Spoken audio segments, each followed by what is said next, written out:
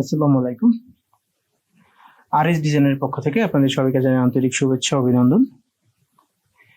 RS ডিজাইনের Microsoft অফিসের টিউটোরিয়ালে আজকে আমরা যেটা দেখব মাইক্রোসফট ওয়ার্ড। এখান থেকে আমরা রিভিউ এবং ভিউ রিবনের যে কাজগুলো আছে সেগুলো দেখব। তো চলেন কথা না বাড়িয়ে আজকের ভিডিও শুরু করা যাক।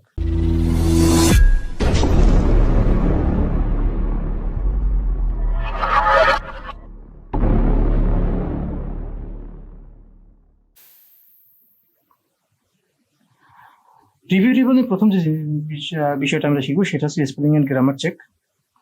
এখানে তেমন কোনো কাজ নেই, শুধুমাত্র স্পেলিং এন্ড গ্রামার চেকটা আমরা একটু দেখি। সেটা হচ্ছে কি, আপনার যে আপনি প্যারা লিখবেন, প্যারার মধ্যে যদি স্পেলিং মিস্টেক থাকে আপনি সেইগুলা স্পেলিং এন্ড গ্রামার চেকের মাধ্যমে করতে পারেন। সবচেয়ে সহজ পদ্ধতি হচ্ছে আপনি যে ওয়ার্ডটা লিখছেন সেই ওয়ার্ডটা যদি মনে হয় ভুল, তাহলে এরকম একটি রেড কালার দেখাবে। তো আপনি যেটা করবেন সেটা হচ্ছে এই রেড কালারের উপরে রাইট মাউস ক্লিক করলে এখান থেকে এইটার সঠিক যেটা হবে সেটা আপনি এখান থেকে চুজ করে দিতে পারেন, অথবা আপনি এভাবে পুরো প্যারাটাকে সিলেক্ট করে এখান থেকে স্পেলিং এন্ড গ্রামার চেকের উপরে ক্লিক করার পরে আপনি এখান থেকে যে স্পেলিং গুলো আপনার মিস্টেক আছে সেই স্পেলিং গুলো ওয়ান বাই ওয়ান এখানে আসতে থাকবে, আর আপনি এক এক করে সেগুলো সমাধান করতে থাকবেন।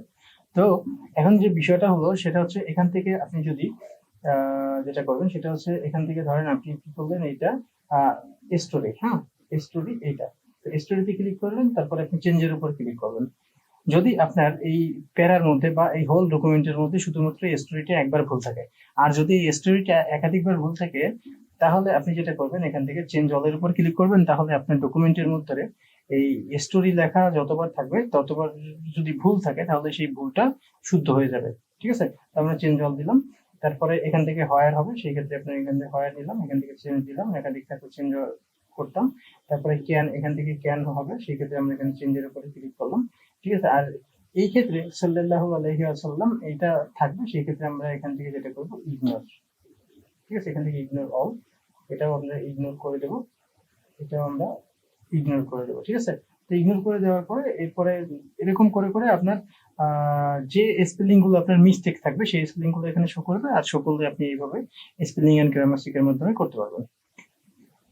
ঠিক আছে, তো এই মূলত হচ্ছে spelling and grammar check. Normally আপনার যদি কোনো ওয়ার্ড ভুল হয় সেক্ষেত্রে এই ওয়ার্ডের উপরে রাইট মাউস ক্লিক করলে এটার সাজেস্টেড যে ওয়ার্ড গুলো আছে সেগুলো এখানে শো করে, আমরা এখান থেকেই করি। ঠিক আছে, ওকে। আর এখান থেকে বাকি যে কাজগুলো আছে এগুলো ট্রান্সলেট, এগুলো তেমন লাগে না কাজে।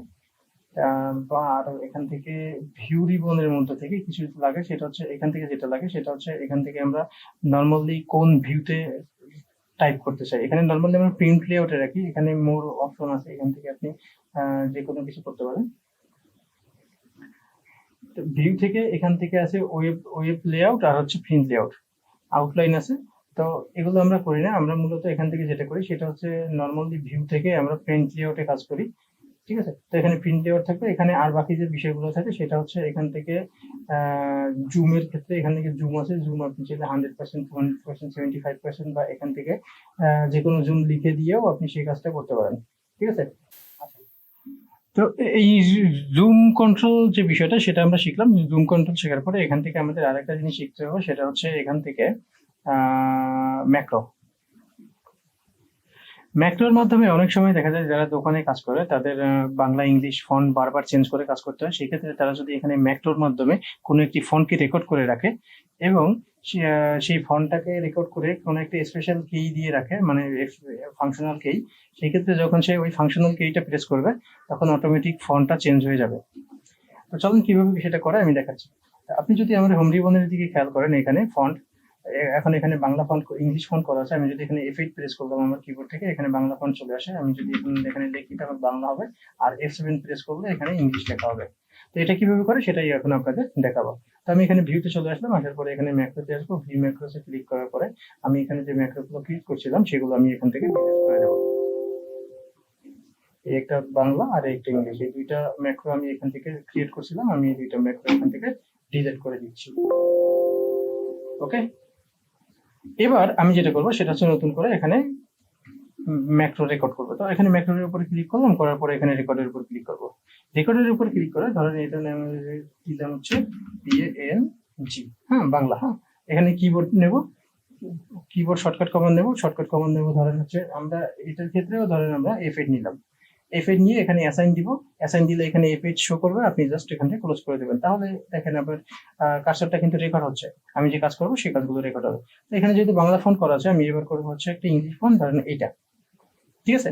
আর টেক্সট সাইজ 20 না করে এটাকে করে দেবো 16।